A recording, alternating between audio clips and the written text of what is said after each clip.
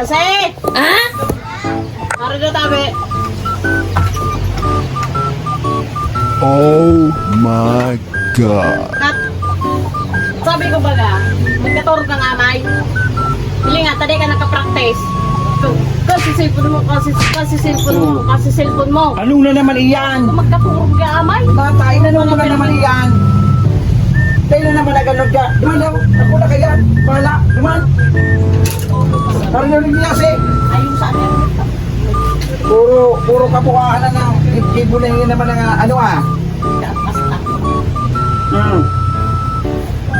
May ka mag... Ika, di ka nag-eskwela. Di ka nag-aaral pag mata. Ika.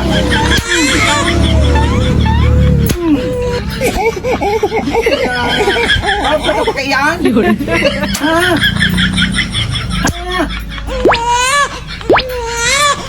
Otro pa po. Puro ka kabukahan. Ayun na. Wow.